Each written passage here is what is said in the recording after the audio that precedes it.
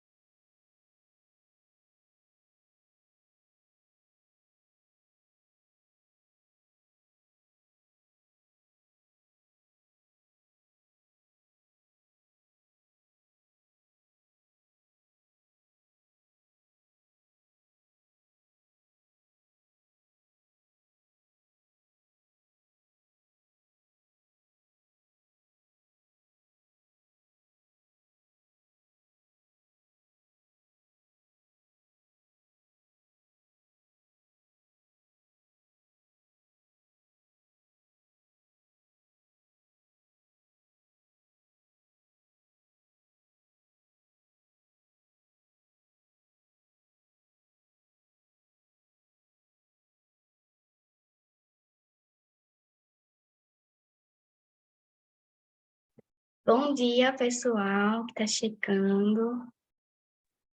Bom dia.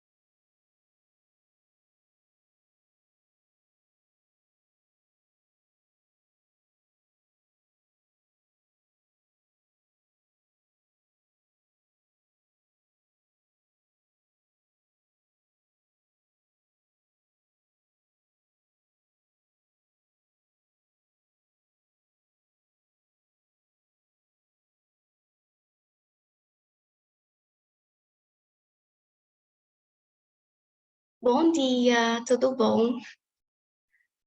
Olá, Roberto, Elizabeth, Marcelo, Eduardo, Bom Aline. dia.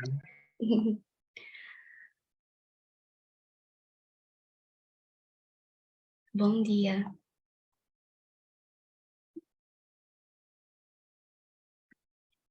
Aguardar só um pouquinho para ver se. Tá tudo bem, Roberto. A gente vai se falando pelo chat, tá? Olá, pessoal, bom dia. Tudo bem, Marília? Bom dia. Tudo bom, professor? Bom dia. O pessoal já está chegando aí, né? Eduardo, bom dia. Elizabeth, Roberto, Bom Aline. dia. São 8h25, então a gente ainda tem um tempinho ainda, né? Para o pessoal acabar de chegar. Mas tudo ok aí, Marília? Como é que estão as coisas? Tudo ok, professor? Que bom encontrá-lo aqui. Você está Tudo em São Paulo, não, caminhando. né? Você não veio... Não, tô na Paraíba. Pois é, você mora É, na Paraíba, né? não, eu sou da Paraíba, mas eu moro em Recife para o Recife, doutorado. Aí doutorado, eu né? corri para casa. É, Eu queria ter ido presencial, porque presencial é outra coisa, mas não deu. é, Não deu aqui, saí entendi. 3 dias, né? Complicado. Mas o ano que vem vou É, me programar para isso, né? espero que dê certo. É verdade, verdade. Muito bom. Ontem eu estava vendo né, aquela sessão, aquela cerimônia, né, de entrega, né? Me deu vontade de estar lá. Falei, ah, meu Deus, podia estar lá. Oh, dá uma A Wanda falou saudade. assim: ah, depois ainda tem o coquetel, né? Não pelo É, coquetel em si só, mas para poder conversar, encontrar as pessoas, né? Tanto... é verdade. Ah, muito bom. A interação é muito, é diferente, né? É muito gostosa presencialmente. Verdade. Bem, ô Marília, você então, você vai passar os vídeos, né? Você passa os vídeos e aí eu vou. Isso, Qual passo. que é a ordem, ô Marília, que a gente vai passar? Porque tem uma. O que eu tenho lá, o meu de líder, tem uma ordem, tem o que está lá na programação é outra. Então, só para a gente alinhar aqui, para eu também não falar bobagem. Tá. A gente pode fazer, seguir uma das ordens, né? Não tem regra, é aleatório. Deixa eu ver Tá, aqui. Bom, no meu tá aparecendo assim, subcultura de consumo primeiro, peraí, deixa eu anotar. depois, tá.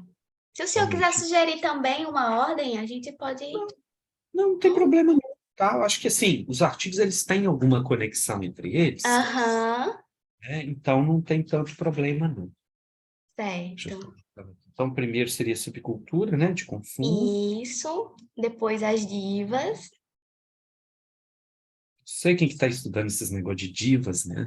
Sei quem Eu não sei quem, esse eu não tema. sei quem aprovou essa loucura, eu não sei quem aprovou essa dissertação. E Vamos lá. depois os operadores simbólicos. E o outro não tem vídeo. Aí a gente dá oportunidade para o pessoal apresentar Tá. dentro dos 8 minutos que Que tem, né? Tá. é isso. Pessoal, licença. Esse último seria, eu acho que é o meu, né? O Urban Jungle.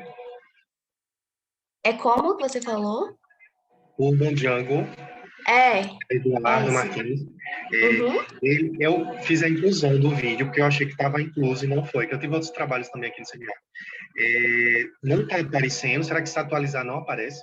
Deixa eu ver. Quando você fez o carregamento? Ah, apareceu. Apareceu. Apareceu? Ah, que bom Apareceu então. agora. Porque Pronto. aí senão ia haver alguma outra forma de tentar passar esse vídeo. Eu estou até pelo celular, meu computador está com um problema técnico, então aí ficaria até um pouco mais complicado, mas eu ia tentar resolver. Tá. Mas não tem problema, tá? Já está disponível, né? Tá. Tá tudo certinho já. Pronto. Aí o Obrigado, Maria. último, nada. O último fica sendo o seu, tá bom? Pronto. Temos 1 minuto.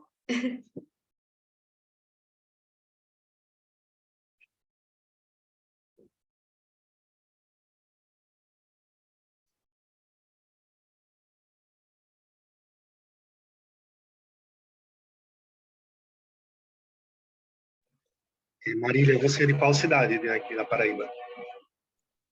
Olhe, eu sou do interior da Paraíba. Eu tô mais perto de Recife do que de João Pessoa. Eu Hum, sou de São Sebastião do Umbuzeiro. Depois de Sumé, depois de Monteiro. E você? eu sou aqui de João Pessoa mesmo. Tá bom. Sensação encontrar uma paraibana aqui na mesma sala. Que bom, é verdade. Obrigada. Também sinto. Estamos na hora. Agora, né? É. Então, vamos começando então, né, gente? Para a gente ser britanicamente pontual. Bom dia a todos e todas. Eu sou o professor Marcelo, eu sou professor aqui do Programa de Pós-Graduação em Administração da PUC Minas, aqui em Belo Horizonte. Sou o líder do tema Cultura e Consumo da área de marketing do SEMEAD. Então, já de antemão, agradeço muito a, a, a o destino de vocês em estar prestigiando a nossa área, né, prestigiando o nosso tema, com a submissão de artigos aí no nosso tema. Então, eu agradeço muito aí a participação de vocês. Bem, não sei se vocês já participaram de outras sessões aí do SEMEAD, como é que está sendo a dinâmica? A gente está fazendo a apresentação do vídeo, né, que fica ali por volta de 8 minutos. Na sequência, a gente está fazendo uma discussão, né, entre nós aqui, a Marília é a debatedora, né, eu sou aí o moderador, por volta ali 8, 10 minutos, né? Depois, na sequência, o segundo, terceiro e quarto artigos, tá? Caso sobre algum espaço de tempo aí no final, a gente tenta fazer aí um fechamento, né, uma discussão final, aí uma discussão transversal de todos os artigos, tá bom? Então, acho que todos já estão presentes, né? De todos os artigos, né? Eu acho que está todo mundo aí. Acho Então, que acho que a gente pode começar, né? Deixa eu só passar rapidinho aqui o nome dos artigos, que eu acho que é interessante. Bem, são 4 artigos, né, que a gente vai estar discutindo aqui hoje. O primeiro é sobre subcultura de consumo e formação de gosto, um estudo de caso sobre um prepub no sul de Minas Gerais. O segundo artigo é politicamente corretas, para textualização de divas pop por influenciadores digitais. O terceiro, interrelação entre operadores simbólicos e utilitários em contextos de mercado híbridos. E o quarto e último artigo, reflexo do Urban Jungle no bem-estar subjetivo em tempos de pandemia da Covid-19. Tá? Todos os 4 fazem parte desse tema, né? Cultura e consumo. Ok? Então, vamos começar, então, pelo primeiro, né? Então, Marília, fica à vontade aí para compartilhar o beleza, vídeo. vou compartilhar.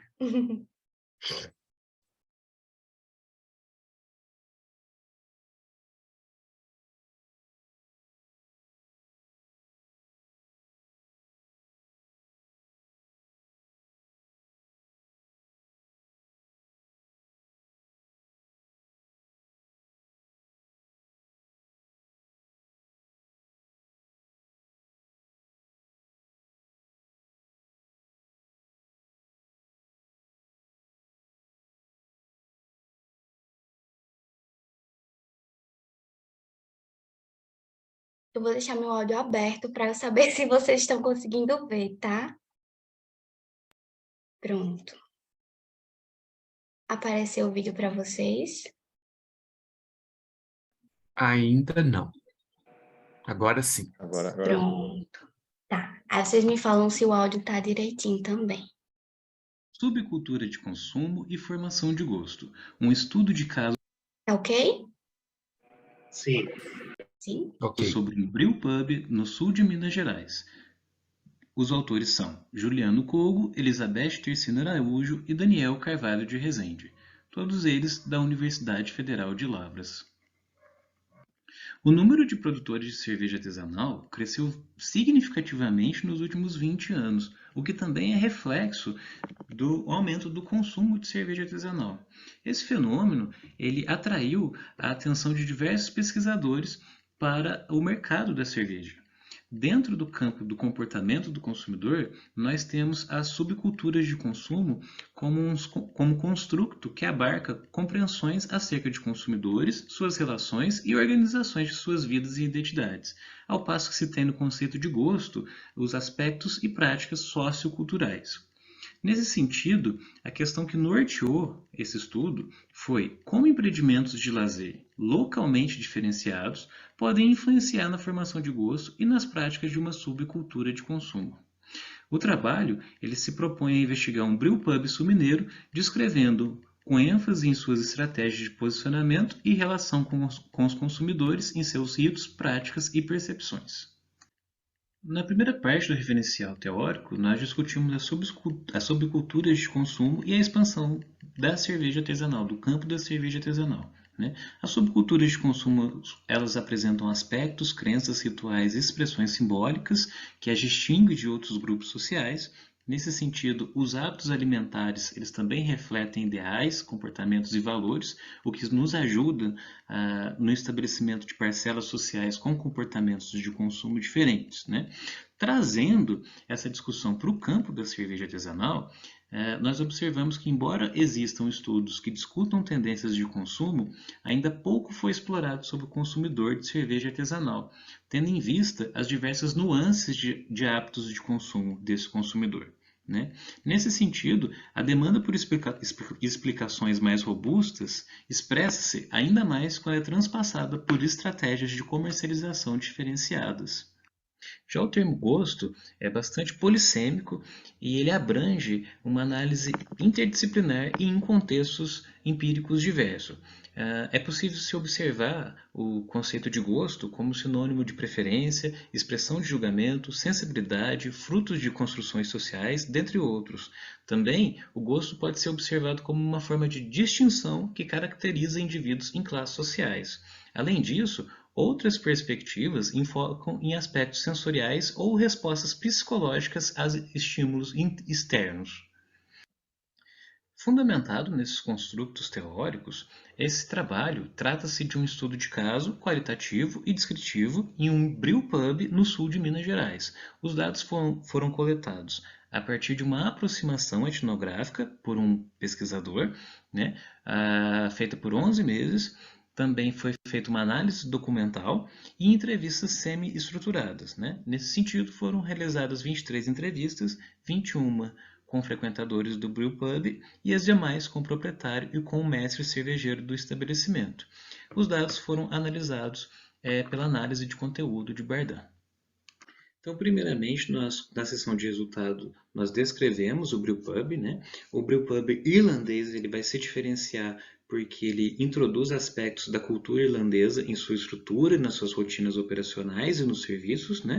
O ambiente em questão ele remete a uma casa, ele é dotado de vários artefatos da cultura irlandesa, ele possui contratos com uma banda de música celta, comemora o dia de São Patrício, São Patrick's Day, que é muito popular na Irlanda, Então, observa-se que ele foge um pouco das opções locais no ambiente estudado.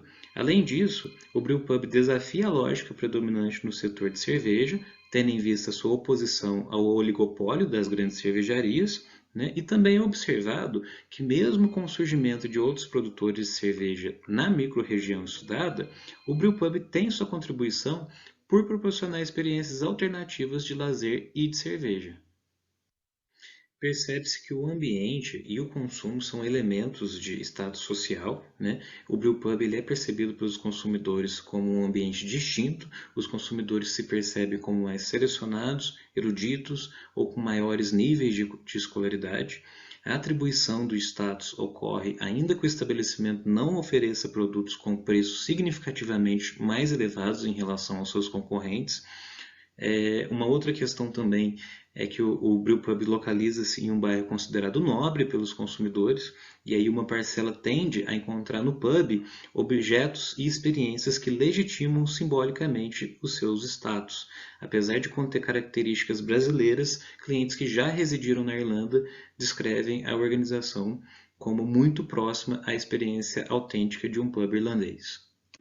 Para além da formação de gosto através do status social, uma outra parcela de clientes percebem o lugar como um meio de ter acesso aos produtos que dão manutenção ao gosto e às preferências de consumo. Esses clientes, eles demonstram conhecer o processo de produção de cerveja, inclusive alguns deles fabricam nas suas próprias casas, né? Eles têm em seu discurso o trabalho artesanal como um elemento que garante valor simbólico à cerveja produzida, né? E para esses clientes, o pub ele se apresenta como um espaço de trocas de informações sobre gostos e preferências, né? Que é constituído por pessoas dispostas a fortalecer a expansão do consumo da bebida, bem como influenciar outras pessoas a conhecer. Além disso, também há uma outra parcela de consumidores que é fundamentalmente influenciada pelo brewpub nos seus hábitos de consumo de cerveja artesanal. Ou seja, eles não têm níveis tão profundos de conhecimento sobre a cerveja, né? Para os mesmos, o pub aparece como uma porta de entrada para a obtenção de conhecimentos mais profundos, né? Dentre outras atividades para a formação de gosto, o estabelecimento estudado oferece cursos e workshops de fabricação e degustação. Os clientes e participantes desses cursos, eles demonstram interesse em conhecer as especificidades da cerveja artesanal ou trabalhar no setor, como produtores de cerveja artesanal ou sommeliers. Nas discussões finais, nós discutimos que o brewpub realiza ações de criação e manutenção de gosto. Esses aspectos puderam ser observados pela apresentação e retenção de experiências e pelo trabalho de criação de práticas de consumo. Como um ponto de conexão, as ações corroboram para o estabelecimento de vínculos, manutenção de laços, compartilhamento de know-how e rituais de consumo entre os consumidores. As limitações das pesquisas estão diretamente relacionadas à escolha de se trabalhar em um estudo de caso, o que não nos permite fazer inferências generalistas. Mas, como sugestão de estudos futuros, nós consideramos relevantes o estabelecimento de outras pesquisas que deem ênfase nos aspectos simbólicos e identitários a partir de estudos sobre autorrepresentações no campo da cerveja artesanal. As referências utilizadas na apresentação e muito obrigado.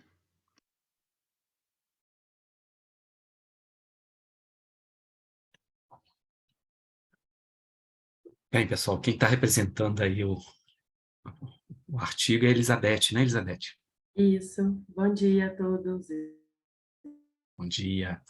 Pessoal, então fiquem à Todas. vontade aí, fazer perguntas, sugestões para a Elizabeth. Primeiramente, Elizabeth, só para, né, claro, parabenizar vocês pelo trabalho, muito bom, tá? E mandar um abraço para o Daniel, tá? Grande parceiro nosso aqui também, tá? Ele é seu orientador? Como é? Não, na verdade não. O Daniel, a gente trabalhou com ele esse artigo ao longo de uma das disciplinas dele de consumo, né?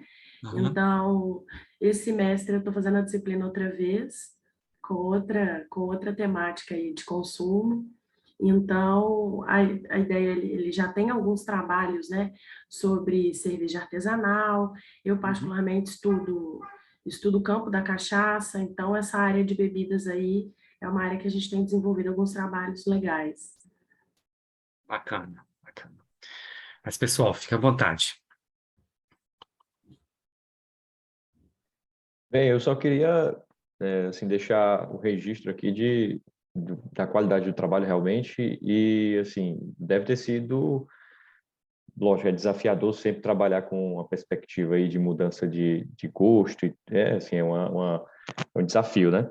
Agora, eu queria saber de vocês como foi, assim, a questão teórica, se vocês avançaram muito em Bourdieu, se vocês utilizaram outros autores, porque eu vi que foi basicamente, assim, a teoria de Bourdieu, assim, na veia, né? Que vocês utilizaram para conduzir o trabalho. Inclusive, vocês citaram a distinção, né?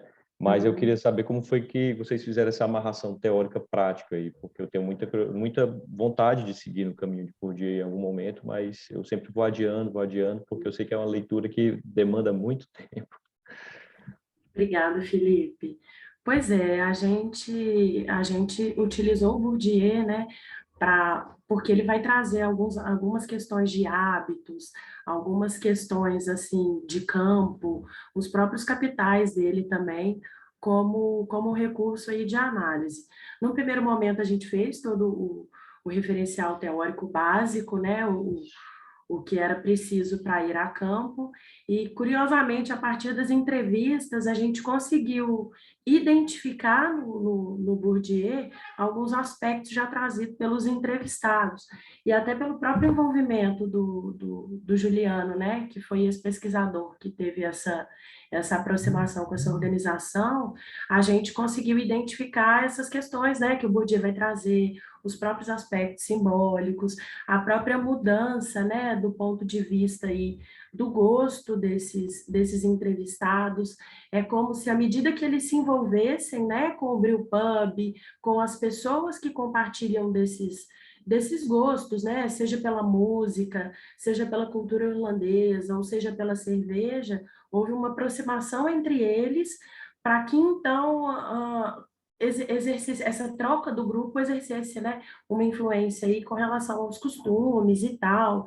Então, eu e o Juliano, particularmente, a gente tem uma afinidade com as teorias da prática, então, trazer o Bourdieu nesse sentido foi um caminho aí que a gente conseguiu identificar a partir da fala dos entrevistados, dos participantes.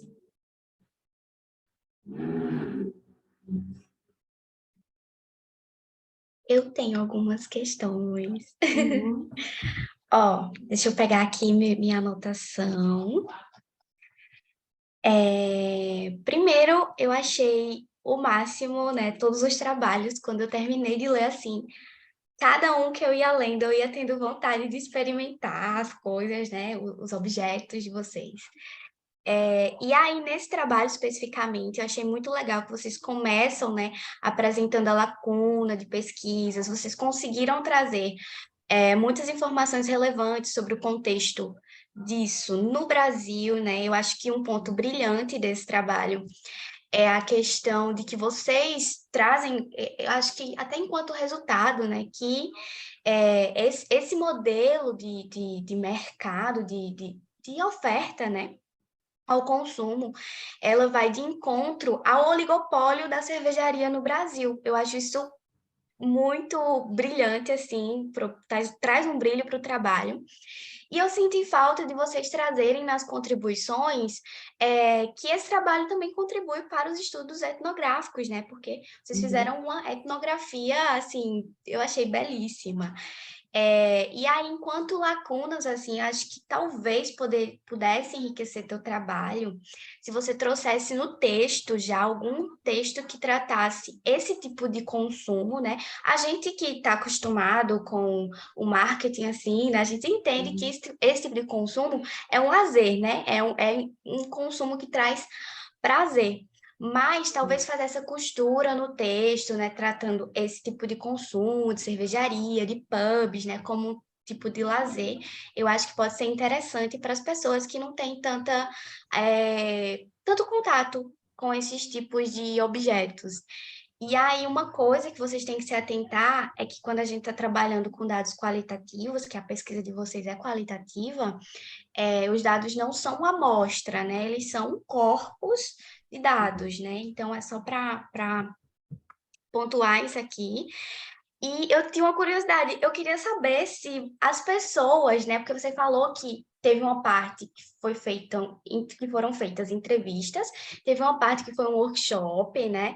E eu queria saber se em algum momento as pessoas sabiam, né, que vocês estavam fazendo ali um estudo, que estavam ali na posição de pesquisadores. E a outra pergunta é que vocês não trouxeram de forma muito direcionada os resultados que vocês tiveram a partir do workshop. E aí eu queria saber se esse workshop ele serviu apenas como uma forma de imersão, né, ali no cenário do estudo etnográfico, ou se vocês tiveram, sim, assim, algumas respostas mais concretas, né?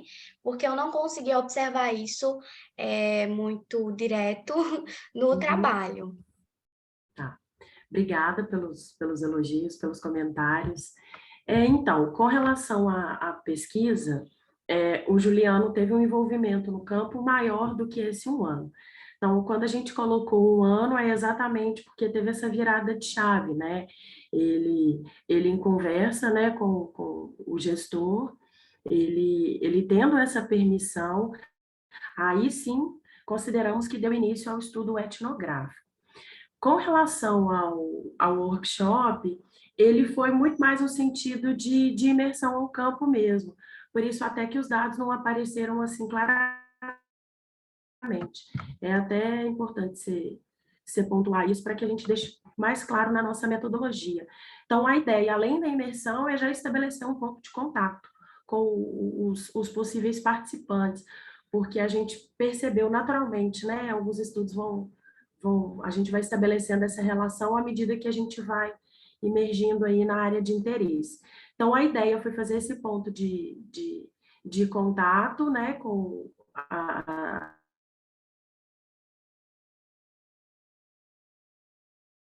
Acho que deu uma travadinha.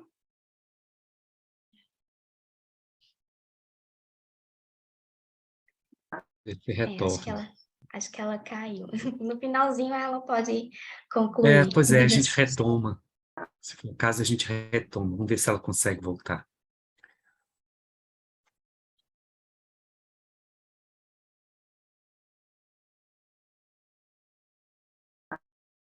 produção da cerveja e também estreitar o vínculo com os participantes. A gente percebeu, né? E, gente, deu uma travada aqui.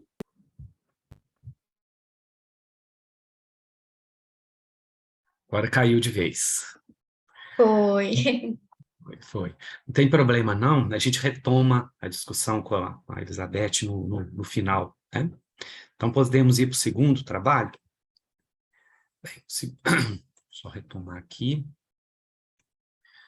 O segundo trabalho, o título é Politicamente Corretas para textualização de divas pop por influenciadores digitais. Quem vai fazer a apresentação é a própria Maria.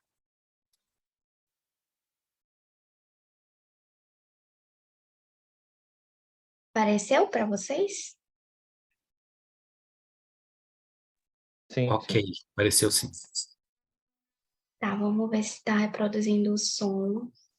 Olá, eu vou apresentar o trabalho que tem como título. Dá para ouvir ou Sim, não? sim, sim. Sim? Sim, está ouvindo. Sim. Do Politicamente Corretas para a textualização de divas pop por influenciadores digitais. Esse trabalho é de minha autoria, Marília Abigail Menezes Batista, juntamente com meu orientador, André Luiz Maranhão de Souza Leão. Esse trabalho foi desenvolvido por meio de incentivos do CNPq. Ele foi desenvolvido também dentro do Programa de Administração da UFPE, PROPAD, e dentro do nosso grupo de pesquisa, que é o Acafãs. Os influenciadores digitais, eles se apropriam, né, das divas pop, criam seus conteúdos, criam os conteúdos de fofoca, notícias, e esses conteúdos a gente os qualifica aqui como paratextos. Muitas vezes essas notícias, elas trazem um teor político sobre a imagem das divas pop. Essa imagem é construída a partir de significados políticos, de ativismo político, etc. Nesse sentido, a gente argumenta que a governamentalidade neoliberal que Foucault traz, né, ela acaba influenciando os comportamentos sociais, fazendo com que a gente, nesse caso também, as divas pop, passem a incorporar uma lógica econômica naturalmente nas suas imagens, né, no seu dia a dia, na forma como elas se constroem enquanto celebridade. Nesse sentido, a gente buscou entender como os influenciadores digitais brasileiros paratextualizam a construção da imagem pública de divas pop. Influência digital. O influenciador digital é um termo que é colocado para aquelas pessoas que constroem sua fama na internet, que fazem do meio online seu ambiente de trabalho, como os blogueiros, os instagramers, os youtubers, os tiktokers. e eles são considerados microcelebridades e formadores de opinião confiável. Imagem de divas pop. As divas pop são representatividades femininas do gênero musical, são carismáticas, glamourosas, que evocam sua feminilidade nos seus shows, nos seus trabalhos e são tidas como modelos de comportamento, são ativistas, né, expressam suas ideologias nos seus shows, nos videoclipes. E as divas pop, elas constroem sua imagem mediaticamente, apresentando seus valores pessoais, suas histórias de sucesso e problemas pessoais também. Nesse sentido, elas passam a incorporar também narrativas de autocuidado, mobilização política, ativismo e caridade às suas imagens. Para textos, então, partindo da ideia que os objetos de entretenimento eles não se classificam como produtos ou serviços, indicou-se que esses objetos são textos, porque assim como os textos literários, eles demandam significação e envolvimento do consumidor com o conteúdo, para que aconteça uma experiência completa de consumo. Nesse sentido, os objetos que são textos, eles são passíveis de paratextos, que são os conteúdos complementares que circulam esse texto principal. No caso das divas pop, um dos paratextos que elas possuem, né, que giram em torno desse texto principal, que é a diva pop, são as notícias de divas pop. Governamentalidade neoliberal. A gente se apropria aqui das ideias de Foucault, né, quando ele traz o sentido de governamentalidade e governamentalidade neoliberal, que é um tipo de governamentalidade. Na governamentalidade, a gente vê que existe uma moldagem e orientação dos comportamentos que a sociedade deve seguir. E essa moldagem, essa orientação é feita de forma sutil, que é quase imperceptível pelos sujeitos. E aí, já na governamentalidade neoliberal, ela traz a ideia de uma naturalização de aspectos econômicos que a gente passa a incorporar à nossa vida política, de forma natural, de forma normal. A gente junta essas duas esferas, né? A econômica e a política no nosso dia a dia, e isso não é diferente com as divas pop.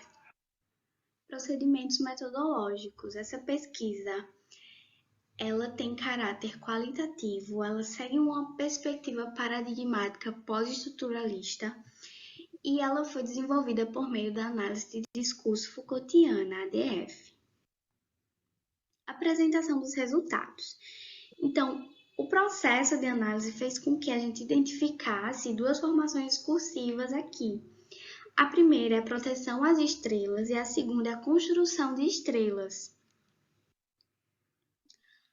A proteção às estrelas, ela traz o discurso dos fãs que buscam proteger a imagem das divas, né, da celebridade, que eles admiram, né, e eles fazem essa proteção, executam essa proteção por meio de uma cobrança de que essas divas passem a incorporar aspectos políticos, ativistas, de caridade, de mobilização social às suas imagens. Então, existe essa cobrança dos fãs, que é uma forma de cuidado, né? Evidenciando uma proteção à imagem dessas divas. E a segunda formação discursiva é a construção de estrelas. A construção de estrelas traz o sentido da construção dessa imagem que é feita mediaticamente por meio dos discursos dos influenciadores digitais, de outras celebridades e das próprias divas pop, que trazem essas características políticas, ativistas, mobilizadoras, para incorporar, né, a sua imagem de celebridade. Concluímos então que os influenciadores digitais brasileiros paratextualizam a construção da imagem pública das divas pop por meio de uma narrativa que destaca sua mobilização política. E aí fica evidente o esforço dos influenciadores de apresentarem essas divas como pessoas ativistas, feministas, que são contra racismo, contra homofobia, contra gordofobia, contra qualquer tipo de exclusão social, assim como tentam demonstrar que essas divas têm preocupações, né, e trazem pautas para discutir com seus fãs, como suicídio e uso de drogas. Aqui são algumas das referências que a gente utilizou para realizar a pesquisa. E obrigada por assistirem à apresentação.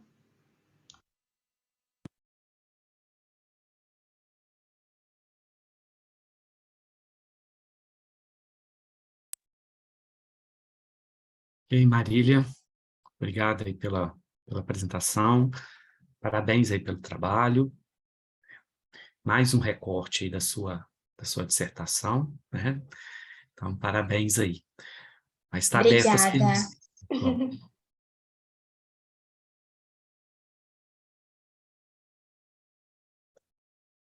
Bom, Pode fazer perguntas? pode? Não, pois é, está aberto, Felipe, fica à vontade. Marília, parabéns pelo trabalho. Assim, eu não li ainda, né? Aliás, eu tenho interesse de ler todos os trabalhos aqui. Eu acho que, inclusive, esse tema de cultura e consumo dá vontade de ler quase todos aqui, todos ou quase todos, né? Marília, assim, no frigir dos ovos, é uma opinião pessoal aí, então da própria pesquisadora. As divas, então, eles se apropriam desses discursos como porta-bandeiras e tal, de movimentos, de causas sociais, por conta de uma postura mais comercial mesmo, ou você acha que há de fato aí um lidar com essa questão, uma inter-relação entre causas pessoais e causas sociais? Não sei, assim, o que é que você acha? O que é que você me diz aí?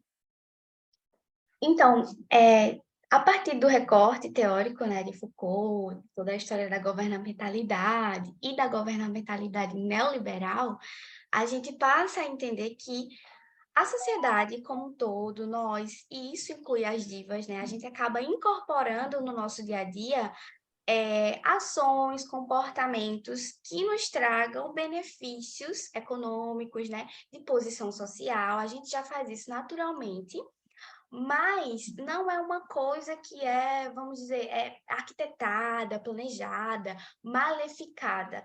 É uma coisa que a gente naturalizou porque, enfim, a cultura que a gente que a gente vive, né, o sistema governamental que a gente está sob ele, né, a gente está sendo impactado por isso, e as relações sociais, elas agem dessa forma, né? A gente transita por essas relações, incorporando esses aspectos econômicos, e a gente faz por exemplo, esses acrescentos, a gente acrescenta essas características de, por exemplo, simpatia, né, que é muito comum, a gente acrescenta características de, não sei, de convivência social mesmo, mas por trás, não que a gente planeje fazer isso com certo malefício, mas a gente incorpora essas características, a gente estuda, a gente tenta aumentar nossos curriculares, por exemplo, porque no fim a gente está dentro desse sistema, né, que nos faz sempre buscar termos ganhos positivos sobre nossas imagens. É uma coisa que a gente naturalizou, mas que não é feito, não porque a gente não somos boas pessoas ou alguma coisa assim, acho que faz parte da questão de como as relações sociais, elas acontecem dentro da nossa cultura. Não sei se eu consegui responder, eu falo Sim. demais. Não, eu pergunto isso com algo em mente também, porque, assim, há algum tempo atrás, a Anitta tinha sido associada com Pink Money, né? E era uma acusação muito forte, né? E aí eu pergunto porque isso, assim, tem problemas éticos seríssimos, né? Assim, você defender bandeiras que, na verdade, pessoalmente, talvez você não defenda, eu não estou querendo insinuar isso, né? Houve essa acusação, e isso com claros fins comerciais, né? Eu acho que aí tem um duplo problema ético, né? Assim, você defender bandeiras que você não tem essa real associação e ainda capitalizar recursos em cima dessa defesa, né? Dessa ser porta-bandeira em cima de uma questão que é tão séria, né? Tão sensível na sociedade atual. Então eu perguntei, assim, é lógico, a gente está sempre pisando em ovos para perguntar essas coisas, porque a gente não sabe até que ponto a gente inclusive está sendo preconceituoso também ao perguntar, mas sem querer acusar ninguém. É só isso que eu acho que pode ser um duplo problema ético, né? Defender o que não se concorda e ainda capitalizar recursos em cima disso. Tem essa questão também. A gente não tem como, pelo trabalho, a gente não tem como julgar quais aspectos eram verdadeiros e quais aspectos não eram, né? A gente consegue trabalhar ali com base no discurso dos influenciadores e foi isso que ele nos mostrou. Mas sim, claro, o marketing, a estratégia de marketing, né? Ela tem muitos deslizes nesse sentido de apropriação de discursos, de problemas sociais e tal. Então, é uma coisa que, principalmente os consumidores hoje, com a cultura de cancelamento, etc., tem que estar muito ligados a esse tipo de farsa, né? Porque, às vezes, realmente atinge questões éticas problemáticas.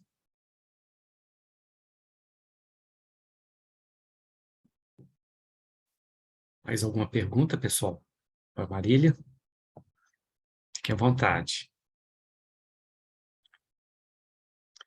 Marília, eu, ao ler aí o trabalho, né, eu já conhecia o seu trabalho, e assim, o que eu queria comentar vai mais num tom de provocação, né, de reflexão, até bebendo um pouco na água do que o Felipe falou, tá?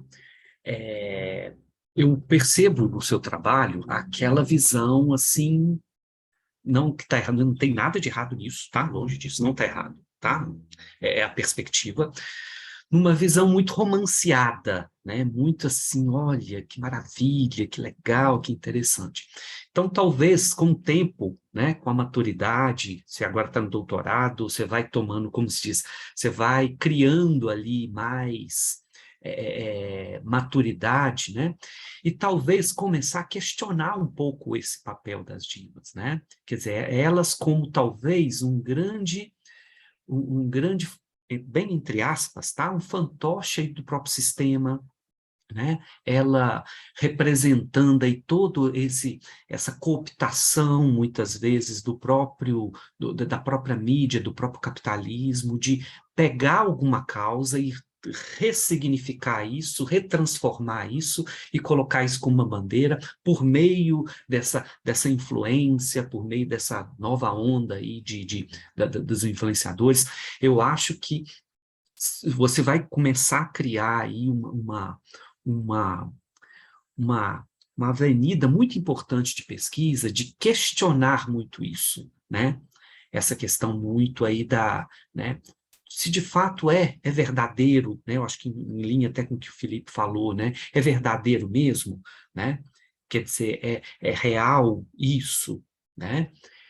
Ou não, ou é mais uma figuração, ou é mais uma forma ligada a grupos econômicos, ligada a marcas, sabe, assim, ter essa perspectiva. E você tem um ferramental teórico, desculpa, teórico também, metodológico e epistemológico muito forte, que é a análise de discurso Foucaultiano, né? Então, dá para avançar muito nisso. Eu acho que tem ali uma perspectiva muito, muito interessante. E tem uma literatura que não é de cultura e consumo, não é de marketing, né? Que vai trabalhar muito com essa discussão do que é verdadeiro, né? Da chamada autenticidade. Né? Tem pessoal lá da geografia que estuda isso, pessoal da sociologia, da antropologia que estuda isso. Você trazer isso para essa sua discussão, como se diz, arrebenta. Tá bom? Fica como essa provocação aí. Obrigada, adorei, obrigada. Alguma questão a mais, gente, para Marília? Vamos seguir então, pessoal, para o terceiro artigo. Depois, no final, a gente retoma aí e faz uma visão geral dos trabalhos. Então, agora o trabalho, vamos pegar aqui. Desculpa, tá, gente, que eu tenho que estar em uma tela e outra aqui. É o trabalho da inter-relação entre operadores simbólicos e utilitários em contextos de mercado híbridos.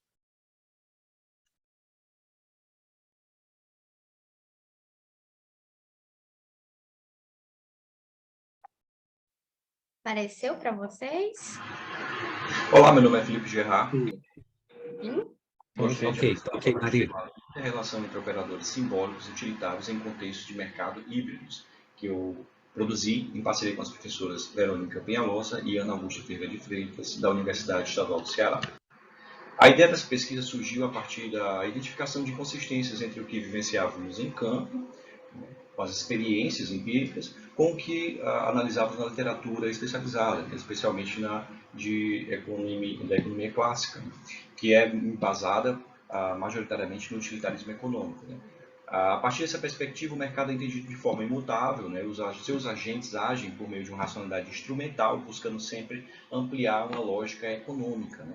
E a formação de preços é o que embasa essa construção relacional entre os indivíduos. Né? Avançando no entendimento, né, teórico, né, da concepção de mercado, nós nos defrontamos com a ideia do utilitarismo, né, que, né, primeiramente, não nega as concepções do utilitarismo, mas busca avançar na complexidade, né, do comportamento dos indivíduos e dos grupos. Né. Para as correntes anti-utilitaristas, né, o mercado é socialmente construído, né, ou seja, não existe uma concepção naturalizada de mercado. A perspectiva relacional é quem, de fato, guia o comportamento dos indivíduos e grupos, que se embasam em múltiplas lógicas, não apenas a lógica econômica, mas em diversas outras lógicas para tomar decisões. E a formação de vínculos, né, ela é sempre superior à ideia de formação de preços. Tá? Buscando aprofundar, né, o nosso conhecimento nessas incongruências, né, o objetivo geral dessa pesquisa é analisar, por meio de uma perspectiva anti-utilitária, né, o processo de formação e manutenção das relações mercantis e não mercantis nas experiências de consumo. Com objetivo específico, eu gostaria de ressaltar, né, que buscamos identificar os principais elementos subjetivos, materiais e sociais presentes nessa formação. Avançando para o nosso referencial teórico, dentro da literatura de construção e dinâmica de mercados, né, existe uma percepção de que os mercados tradicionais eles são compostos por 3 grandes categorias de práticas. Né?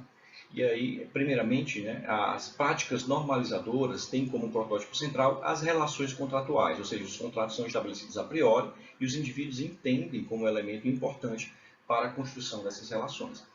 Em segundo lugar, nós temos as práticas representacionais, né, que tem como ícone, né, central a ideia, né, da figura do homo economicus, né, que é uma forma de pensar, uma forma de estar no mundo e que orienta também essas relações.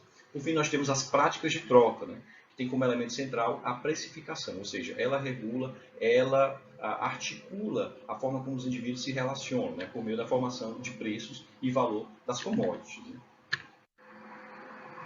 Comparando, né, cada uma dessas grandes categorias de prática com que o utilitarismo pressupõe, né, a gente observa grandes distinções. Né? Ao invés das práticas normalizadoras, nós temos aí uma prática de formação de laços sociais mais amplos. Né? Isso porque os indivíduos não estão nunca restritos a mercados, né? Mas dentro de outras teias de práticas sociais. As práticas representacionais dão lugar à busca por conexões, né?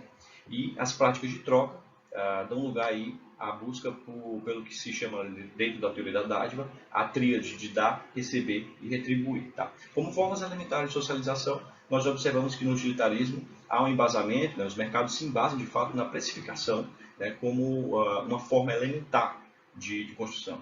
Já no utilitarismo, como formas elementares, além da precificação, nós podemos ter a combinação, né, de outras formas, como compartilhamento, autoridade e a equidade. Tá?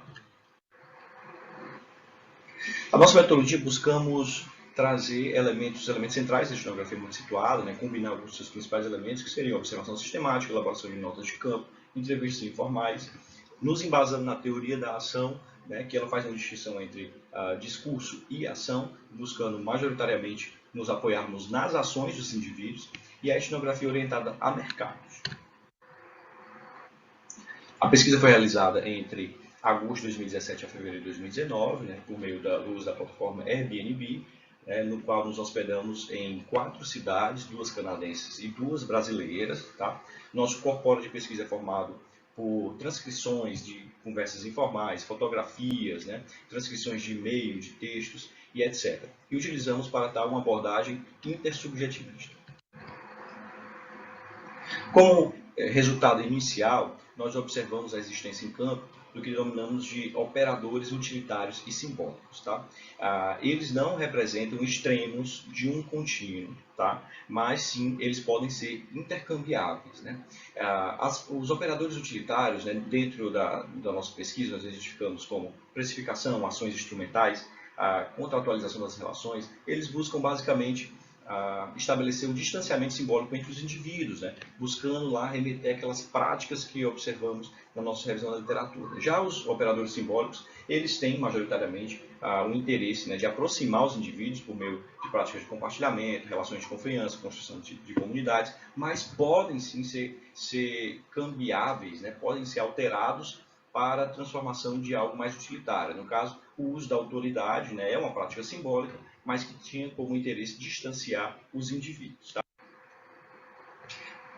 Ao sintetizarmos, né, as nossas experiências de campo aqui em um gráfico de 3 dimensões, utilizando as dimensões simbólicas, sociomaterial e a utilitária, nós conseguimos identificar aqui, alocar cada uma das experiências, né, em um desses quadrantes, né, dentro desse gráfico de 3 dimensões. Então, eu ressalto que a experiência de coabitação de São Paulo, nós denominamos de consumo colaborativo, ela tem uma alta intenção de compartilhar, ou seja, uma alta dimensão simbólica, uma alta dimensão sociomaterial, ou seja, há um compartilhamento de fato entre os indivíduos, né? E nós denominamos como uma experiência ali em que se conseguiu concretizar o maior número de formas elementares de socialização. Tá? Por outro lado, na experiência de Montreal, uma experiência de longo prazo também, né, nós denominamos de disfunção de compartilhamento. Há uma baixa intenção de compartilhar, um baixo compartilhamento sociomaterial, mas uma alta relação contratual, uma alta dimensão simbólica. Tá? E aí nós denominamos de mercado tradicional estruturado, né, mas com vistas ao compartilhamento, sem de fato conseguir realizá-lo. E aí nós observamos que os mercados podem sim conter outras formas elementares e combinar outras formas elementares, como compartilhamento, autoridade, comunidade, além da própria precificação, para se construir. Como considerações finais, ressaltamos que a imanência, né, simbólica nas relações sociais, inclusive inseridas nas próprias relações mercadológicas. Né? Isso porque os indivíduos eles buscam alcançar, eles não se propõem, né, a agir integralmente como agente de mercado, mas sim a buscar objetivos esporádicos por meio deles. Né? E aí nós sugerimos, de fato, um aprofundamento maior nessas relações de longo prazo e na identificação de influências sociais e culturais nessas relações. Fico à disposição para qualquer dúvida e até mais.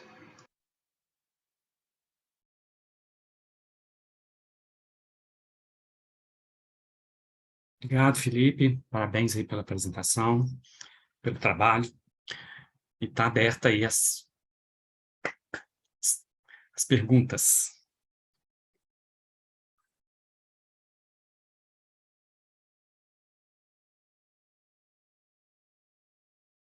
Eu tenho. Marília, vai lá. Vamos. Então, que trabalho legal! E a forma como você escreveu os resultados, meu Deus, eu não sei se é porque eu gosto de fofoca, que eu fiquei assim, ó, parecia um diário dele. Adorei a escrita dos resultados. Eu acho que vocês conseguiram trazer uma boa descrição dessa lógica utilitarista, né, que rege as relações sociais de mercado, né, e a forma como isso está se reconfigurando, né, trazendo essa alternativa de mercados híbridos e, consequentemente, com aspectos simbólicos do consumo, né. Eu achei muito bem articulado essa parte introdutória e tudo fica claro para a gente o que é, né? Eu acho que como forma de enriquecer o trabalho, vocês poderiam trazer novas referências, né? De anos mais recentes, porque traz uma força para o trabalho. Eu acho que a definição de um mercado híbrido também, porque vocês só definem isso, acho que, se eu não me engano, na 5ª página.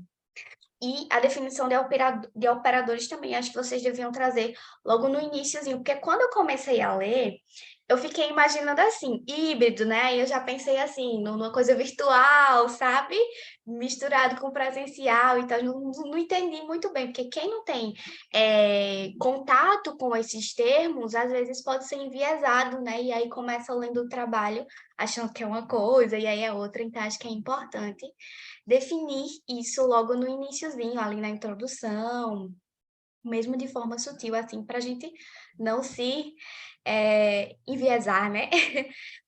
Conversa, a literatura que você traz, né, que você conversa, na maioria das vezes, nos teus resultados, ela foca apenas em Belk também, então acho que é bom trazer outros autores. Eu sei que ele é o principal, mas talvez trazer outros autores, né? Autores mais novos também, que trabalhem também com Belk, né? Com outras pessoas, seja enriquecedor. E aí a pergunta é, também de novo, né? Durante esse estudo de vocês, as pessoas sabiam que vocês estavam pesquisando ou não? Como era? As pessoas sentiam isso? Ou vocês tentaram manter ali uma neutralidade, né? De forma que não demonstravam para as pessoas que era uma pesquisa e tal. E também queria saber qual foi o critério que vocês utilizaram para escolher as cidades, né? Que vocês fizeram o estudo, né? É isso. Obrigado, Marília, obrigado pelos comentários também. Assim, primeiro eu queria fazer um disclaimer, né? Esse trabalho eu fiz, de fato, para minha tese, né? E já faz um tempinho, já faz uns 3 anos. E aí eu, durante a pandemia, desmotivei um pouco para publicar, ele ficou um pouquinho parado. E aí eu fiz, inclusive o professor Marcelo perguntou ontem, né? Como foi feita as etnografias, né? Esse foi um pedaço da tese, né? Esse trabalho, e o de ontem tinha sido outro capítulo, entre aspas, da tese também. E aí eu fiz antes da pandemia, né? Só que aí a pandemia veio para bagunçar a cabeça da gente e acabei não conseguindo, né, conduzir de fato esse trabalho e organizar para deixar no formato de um artigo mesmo, tá, para publicar. Tanto é que tem muito mais material, tem muito mais dado, né? E para cá eu tentei sintetizar mesmo e ficou faltando muito desses aspectos, né, que você comentou, né? Acho que conceituar mais, trazer, acho assim, deixar mais claro o que é que eu quero trabalhar com cada conceito ali, dizer o que é original, o que não é, porque fica um pouco um misto, né? Não sei o que é que ele diz por resultado do trabalho, não sei o que é da literatura, ou ambos, né? O que é que emerge aí dessa infusão. Mas é isso, assim, eu acho que a sua pergunta especificamente foi em relação ao... A escolha das cidades e se as Sim. pessoas sabiam. Sim, a escolha das cidades. Na verdade, eu aproveitei, eu surfei na onda aí do sanduíche. Eu só consegui sanduíche para Montreal, né? E aí acabei visitando 2 cidades, permaneci em 2 cidades lá em Montreal, e acabei me hospedando no Airbnb. Eu não tinha um tema ainda, não tinha um foco, não tinha um objetivo ainda bem definido. E aí começou a surgir como objetivo, poxa, legal, essas relações aqui, que é um misto de relações cotidianas com relação de mercado. E, cara, isso dá um caldo legal, dá para a gente fazer um negócio aqui, dá para conduzir um trabalho legal. E aí foi saindo nessas... eu tinha uma literatura, minha orientadora é economista, né? A gente tinha uma leitura mais forte da economia, e muito do que a gente imaginava ali como, né, assim, dentro do fundamento, das fundamentações da economia tradicional, a gente via que, poxa, não dá para prever nada do que está acontecendo por meio dessas teorias, né? Mais essas teorias clássicas, de fato. E aí a gente começou a perceber que não, existe um gap aí gigantesco, né? E, assim, é uma perspectiva mais autoetnográfica também, né? Porque ao invés de eu estar vendo só o pessoal no campo, né? Como o que é que eles estão fazendo, o que é que eles estão, como eles agem, né? Eu também estou me analisando, né? Então, tem essa perspectiva autoetnográfica também. E em geral, assim, não sabiam, né? Eu em cada casa, em cada residência que eu passava, assim, passavam milhares de pessoas também, pessoas que compartilhavam as residências comigo, outras não, era só eu e o o host, né? Mas, em geral, as pessoas sabiam, né? Eu conversava, não, eu estou fazendo a pesquisa, até porque, assim, eu não sabia bem o que é que eu queria também, então era um misto de... Nem eles sabiam tão bem, eu também não sabia. Então, a gente foi se construindo na pesquisa, aí os sujeitos também, eles me ajudando e apresentando as emoções deles também, isso para mim foi muito enriquecedor, sabe? Eu adorei o plot twist lá da... Acho que era uma senhorinha que depois disse, não traga garotas aqui. Pois é, Adorei. isso foi no Canadá, assim, uma situação que eu pensei que ia ser a mais progressista, entre aspas, foi a mais conservadora de todas, né? E, assim, foi difícil. Passar 6 meses nessa residência foi muito difícil. Mas foi legal, porque foi daí que foi o start realmente da pesquisa, e aí eu consegui conduzir a tese aí. Tá. Legal. Bacana, Felipe. É comum, tá? Você falou aí daquela questão né, daquela ressaca pós-tese, né? Que eu, como orientador, às vezes fico pentelhando ali os meus alunos. Gente, tem que publicar, cadê os artigos da tese? E às vezes passa 2 anos, 3 anos. Aí agora eu quero escrever. Eu falo, agora eu já nem lembro mais da sua tese, poxa, né? Mas isso é comum, tá? É muito comum. Tá? Mas, ô Felipe, rapidamente, 2 minutinhos, só queria fazer 2 comentários. Um, concordo plenamente com a Marília, tá? Essa questão no artigo, você demorar para definir o que são mercados híbridos, tá? Então, isso fica meio nebuloso, a gente, né, seguindo. Eu acho que tem uma literatura, assim, ao ler o seu trabalho, claro que aqui é o recorte, mas tem na área de cultura e consumo, você já deve, né, ter contato aí, já um desenvolvimento bacana sobre essa questão dessa discussão de mercados, né? Inclusive, o pessoal lá de Lavras, né, o professor Daniel, o professor Paulo Henrique, lá da UFLA, também tem trabalhos interessantes, e a gente aqui na PUC está avançando um pouco também nessa questão de estudos de mercado, né? E aí tem a questão lá dos chamados DSI, que são os estudos de dinâmicas de mercado, né, que é mais ligada aí até a CCT, né, a linha da CCT, e tem também dos chamados estudos de mercado construtivistas, também, que aí já é uma outra linha, então tem muita coisa bacana aí. Mas eu queria te perguntar, não vai dar tempo, então deixe talvez para o final, essa questão do que você chamou lá de etnografia orientada a mercados, né? Porque é uma dificuldade que muitas vezes a gente encontra, né? Por exemplo, tem que estudar um mercado. Então, como fazer essa etnografia de mercados? E você cita esse termo lá, tá? 1 minutinho para você responder aqui, para a gente passar para o próximo, para a gente não deixar essa pergunta para depois. Tá? Rapidinho, não, isso é uma perspectiva da Escaraboto, né? Que inclusive eu convidei para participar também na minha banca. E aí ela sempre menciona isso recorrentemente nos trabalhos, né? Eu achei super interessante. Ela faz e esse termo também de mercados híbridos também eu bebi muito na fonte dela, né? E aí é uma pesquisadora brasileira, né? Sim, E está no aí a Chile, gente né? exato, está no Chile, está nos Estados Unidos e tudo.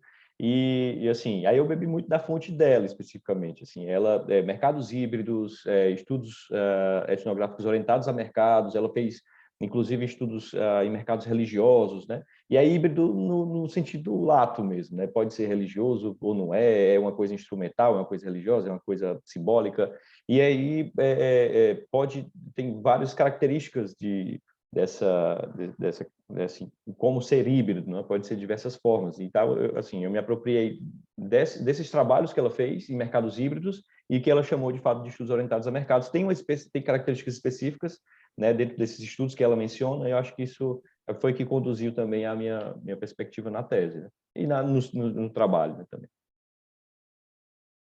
Ok, obrigado. Vamos seguir então para o nosso quarta apresentação, quarto trabalho, que é o Reflexos do Urban Jungle no bem-estar subjetivo em tempos de pandemia da Covid-19. Vamos lá?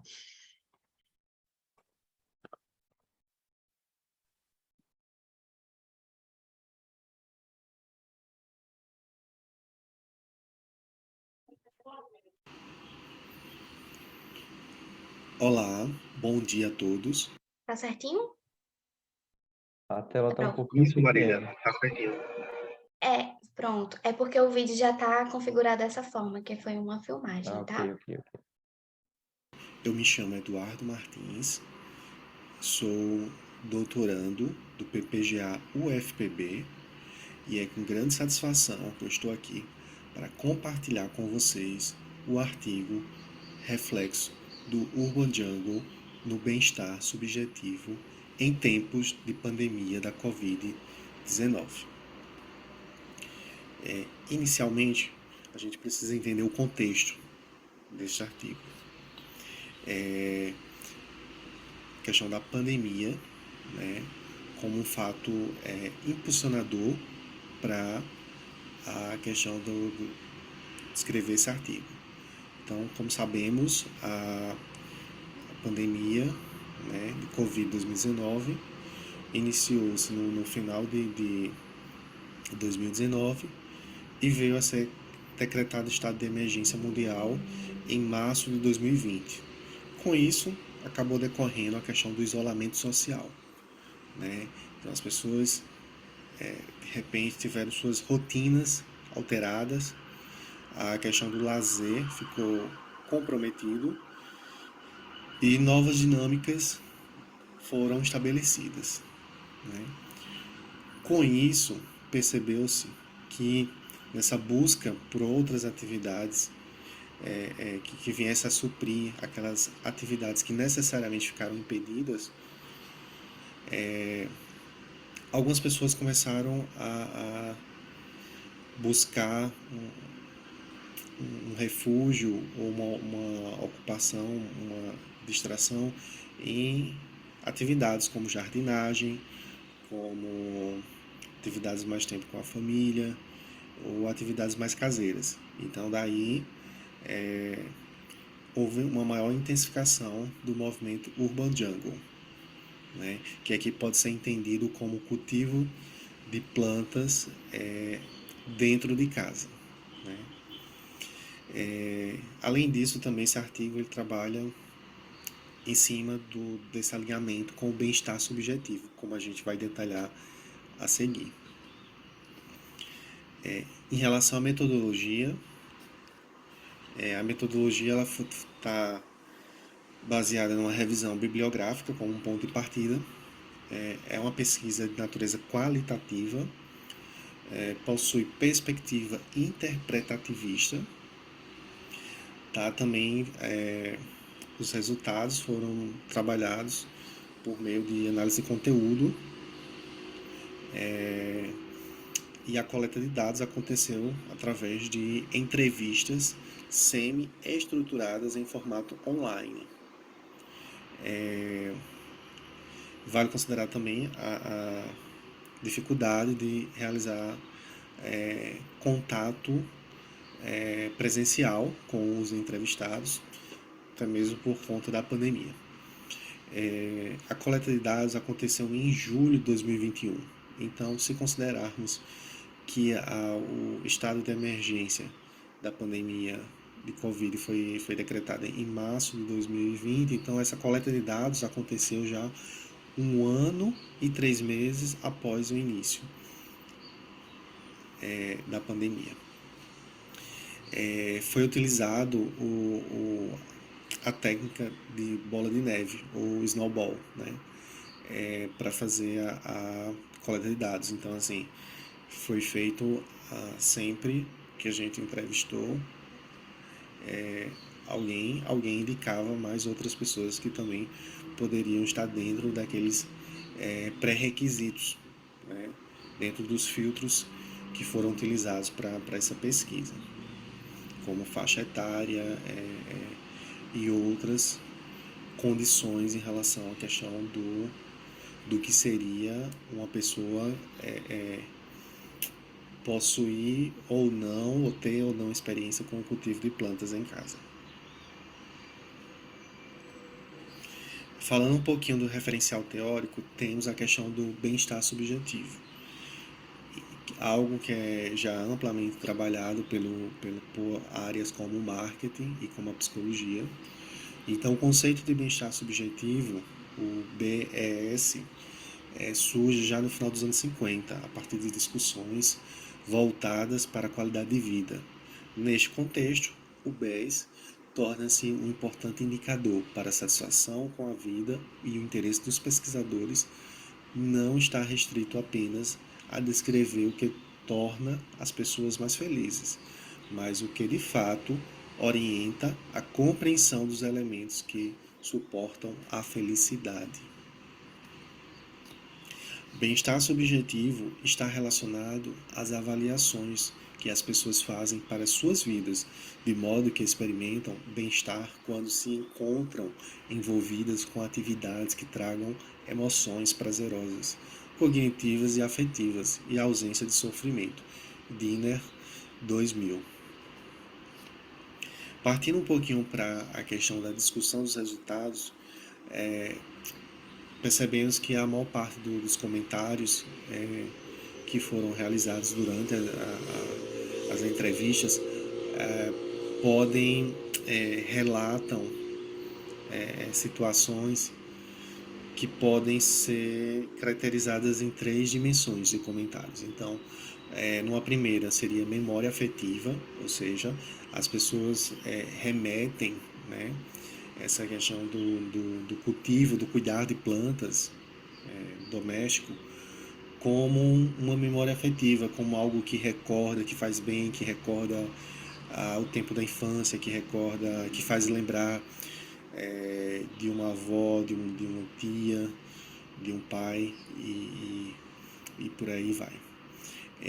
Numa segunda dimensão, temos reflexos da pandemia, são comentários que evidenciam que o hábito de cultivar plantas em casa surgiu, né, em decorrência da pandemia. Então, assim, na maior parte dos casos já havia uma vontade, um interesse, mas que ainda não havia se concretizado. Mas que aí a pandemia foi esse impulsionador, né? Por fim, tem uma terceira dimensão, que é a intensificação após a pandemia. São pessoas que já, de uma forma ou de outra, já tinha cultivo de plantas, já tinha alguma planta, e que esse hábito houve uma intensificação de forma expressiva após a ocorrência da pandemia. Já no tocante ao bem-estar subjetivo, a pesquisa corrobora para o entendimento do BES como algo complexo e multifacetado. O bem-estar muito mais além da concretização de aquisições materiais. Então, está muito mais ligado às relações sociais, familiares, satisfação do trabalho, saúde, disposição física, autonomia, entre outros aspectos. Por fim, temos como considerações que as pessoas encontram no ato de cultivar plantas em casa um refúgio para diminuir tristeza provocada por perdas e notícias ruins, como foi durante o período da pandemia. Para outras, transformou-se em um passatempo, uma forma de se distrair durante o período de isolamento social. Em muitos casos, houve a descoberta de um hobby ou concretização de uma vontade antiga. No entanto, em todos os casos foram identificados um contato anterior com plantas, ou um desejo previamente existente à pandemia. O estudo não identificou casos de pessoas que se declaravam que não gostavam de plantas e passaram a gostar após a pandemia. Aqui algumas referências e deixo aqui meu muito obrigado e meu e-mail para contato e fico à disposição.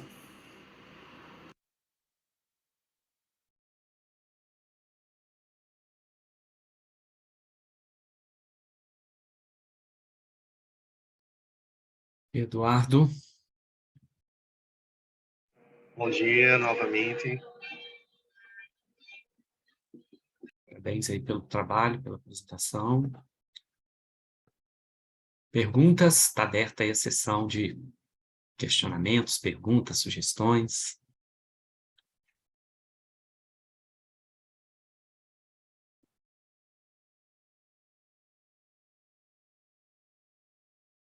Eu tenho. Tá, vamos lá. Olhe, Eduardo, que trabalho interessante, que trabalho legal. Eu não gostava de plantinhas e depois da pandemia eu comprei uma plantinha, tá? Então eu sou um ponto fora da curva. Enfim, o trabalho, assim, tem uma escrita bem fluida, bem leve, assim, adorei ler teu trabalho.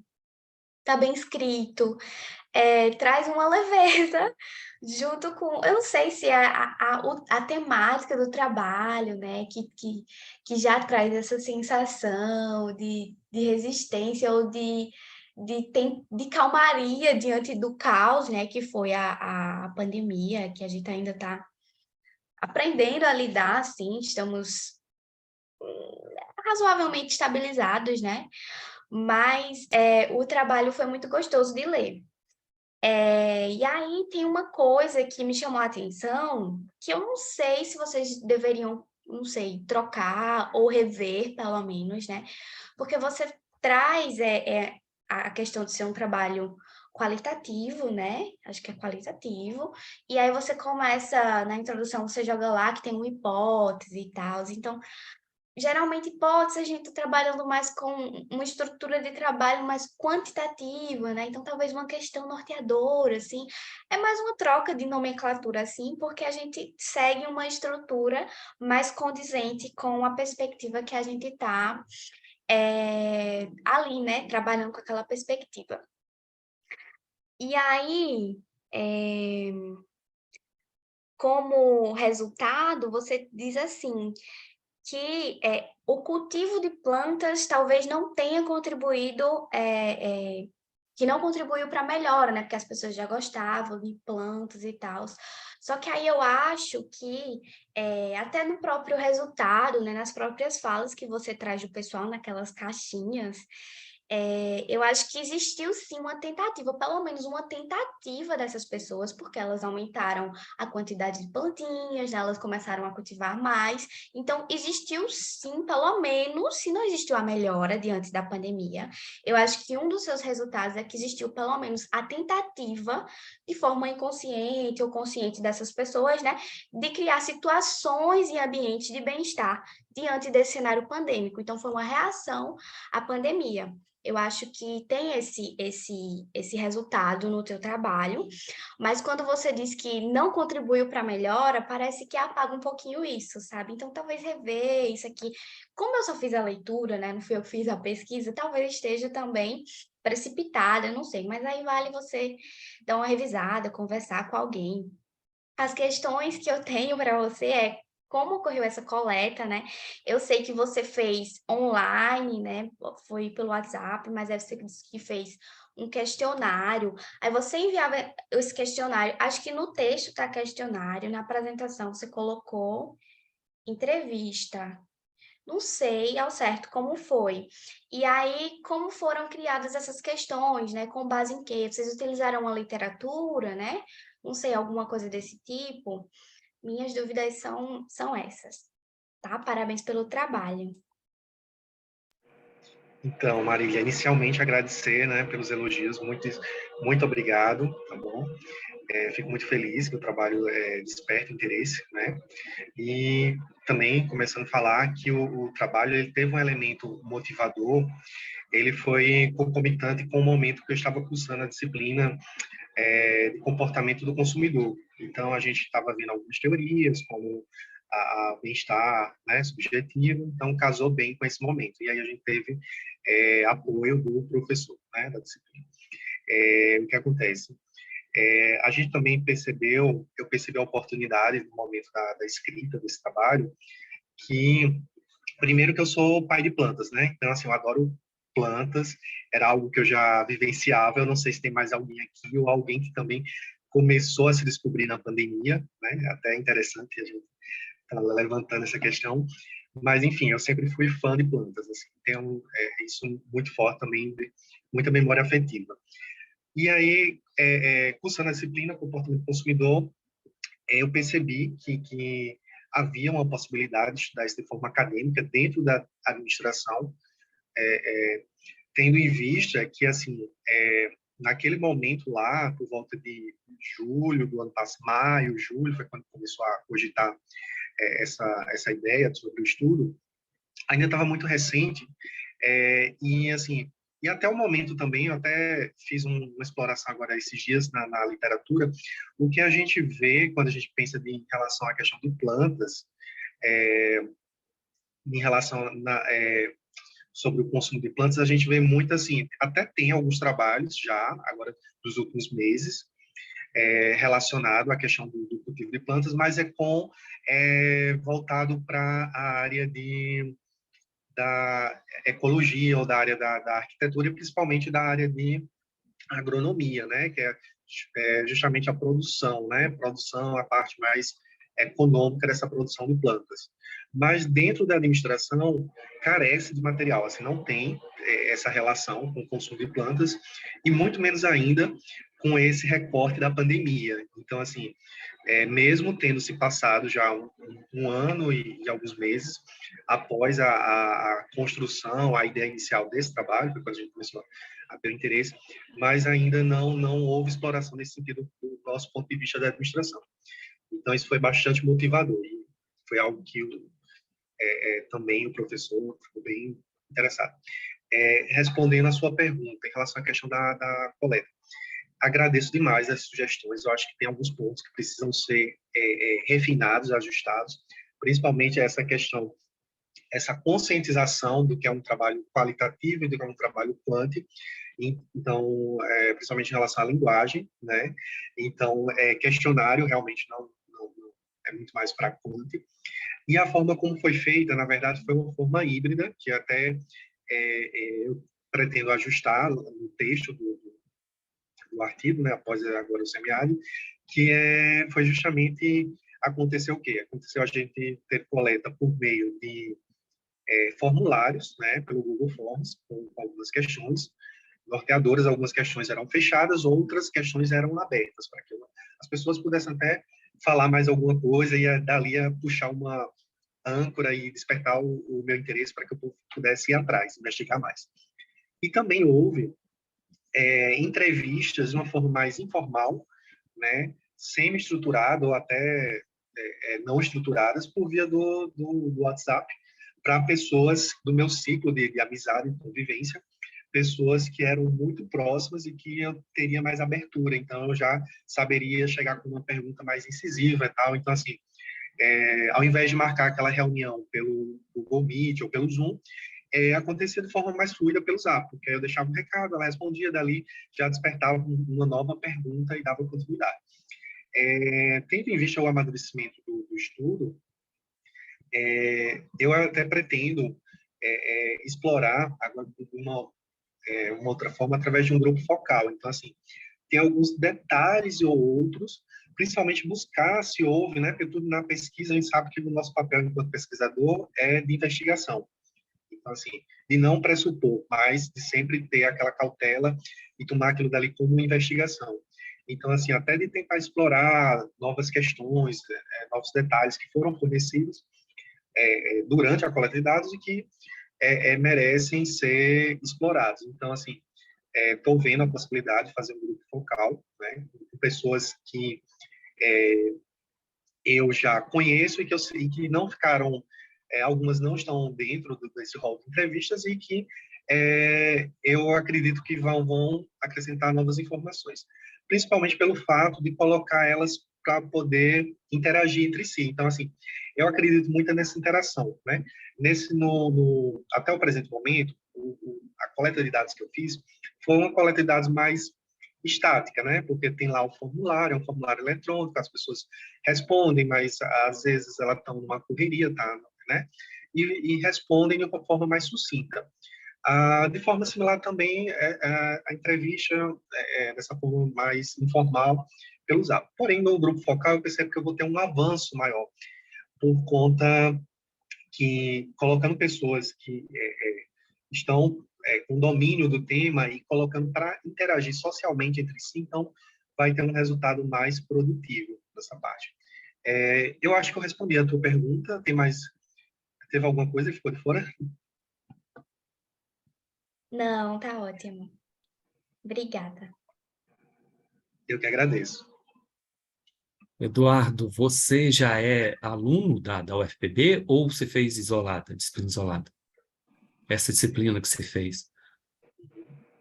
Eu sou aluno da UFPB, eu sou doutorando, eu estou agora até no momento de terminar as disciplinas, vou começar a construção da tese. Tá. Seu orientador é quem? Professor Nélcio? Eu imaginei que o senhor conhecesse. Com certeza, parceiro nosso aí de... Tá? Manda um abraço para ele. Embora a gente converse todo dia aí, então fica mais tranquilo. Mas, o Eduardo, assim, eu também concordo com a Marília em alguns pontos. Eu senti, assim, você ainda com um viés muito quantitativista, muito funcionalista no seu texto, né, fazendo um trabalho qualitativo. Né? A gente percebe ali, você se entrega ali falando de hipótese, falando de técnica de snowball, que não faz muito sentido com o trabalho qualitativo, né? Então a gente se entrega ali em alguns pontos, tá? Mas é uma questão simples. Agora, o que eu acho é o seguinte, é um tema muito bacana, tá? Muito bacana, tá? E isso até me deu aí né? Eu sou muito... Eu pego uns temas assim e fico alucinado. Pô, agora eu tenho que arranjar alguém, algum bolsista, alguém que está aqui sem tema para eu passar na porta da minha sala e falar, vem cá, vamos estudar esse tema aqui, tá? Então, essa ideia... Porque o que acontece? A gente tem em muitos... Não é que tem muitos estudos, mas já tem muita coisa avançada, principalmente com relação à pandemia, dos PETs, né? Que houve um boom também aí. E aí me acendeu essa luzinha e falou, gente, e a outra? E as plantinhas, né? Olha que coisa bacana aí que poderia se estudar. E abre uma avenida também de possibilidades, porque a gente tem essa questão, são várias perspectivas que a gente pode utilizar para se estudar essa nova relação, ou essa significação, essa ressignificação das pessoas com as plantas, né? É a plantinha que está ali, é a cebolinha ali, o cheirinho verde que eu planto, né? Ou tem pessoas, né, que dedicam um espaço enorme, né, para essas questões. E tem questões simbólicas aí de consumo envolvidas. Então, olha que bacana, tá? E eu acho que, nesse caso, como é algo muito, vamos dizer assim, muito pessoal, caberia também, tá? Muito uma perspectiva etnográfica, tá? De você, claro que isso não é simples, tá? Você tem que entrar na casa das pessoas, né? Aí teria que ter muito essa questão lá, talvez, das videografias, da fotoetnografia, né? De você tirar as fotos, sabe? Trabalhar tudo com essa questão do dia a dia dessa pessoa, desses indivíduos, dessas famílias que sejam, aí vai depender do recorte, com relação às plantas, porque é algo muito dentro de casa, tá?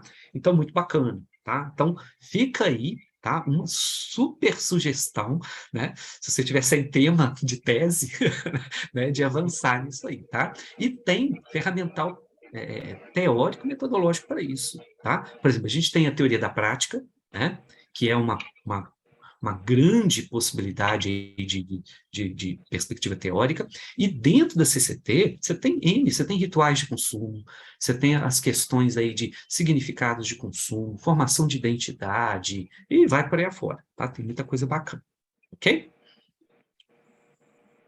Professor, muitíssimo obrigado, adorei as sugestões, a questão da etnografia nunca me passou pela cabeça, mas eu já estudei etnografia e é algo maravilhoso e casa super bem com a proposta desse estudo, né? Faria muito sentido. E a questão até da fundamentação teórica, desse aporte teórico, também é uma sugestão maravilhosa. Então, agradeço demais. Ok. Alguma pergunta a mais, pessoal, para o Eduardo? A gente também já está finalizando aqui, acho que já deu tempo aqui.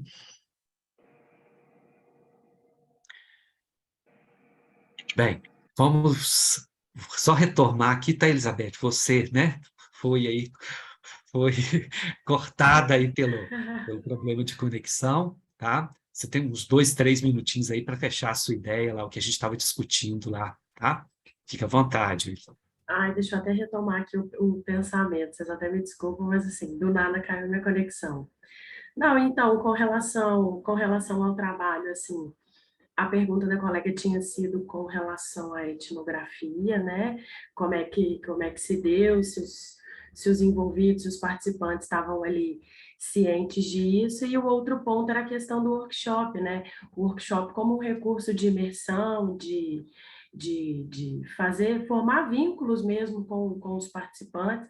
A gente sabe que pela própria proposta da etnografia tem um pouquinho de resistência, né, de quem está envolvido aí, de participar, de engajar, e até de ver o pesquisador como um conhecedor do assunto, como alguém interessado para além da pesquisa, né? Então, assim, a partir da experiência que a gente já teve em alguns trabalhos, a gente observa que na etnografia é preciso esse esforcinho um pouco a mais, né, do ponto de vista aí de se envolver da maneira que possível, para conseguir formar vínculo e para que os próprios participantes nos vejam enquanto alguém interessado, né, nos dê aí legitimidade para desenrolar a pesquisa.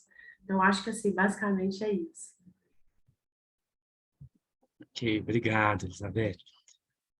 Bem, pessoal, nós temos aí agora nos minutinhos finais, eu só, né, tentando aí fazer um fechamento aí da sessão, né, quero agradecer muito, acho que foi bacana, né, eu fico, assim, muito satisfeito em ver, são 4 artigos, né, são 4 artigos aí com grande potencial, né, não é à toa que eles foram aprovados aqui, eu acho que tem potencial aí de publicação, né, claro que algumas adaptações, alguns acertos, algumas melhorias precisam ser feitas, e é para isso que existe mesmo, né, o Congresso. O Congresso é para a gente colocar ali uma versão do trabalho, colocá-lo à prova, né, passar pela mão aí de 2 revisores, ainda lá na submissão, aqui as apresentações, ou seja, a gente ir ganhando, né, o trabalho ganhando corpo, né, e ganhando estofo aí, tá?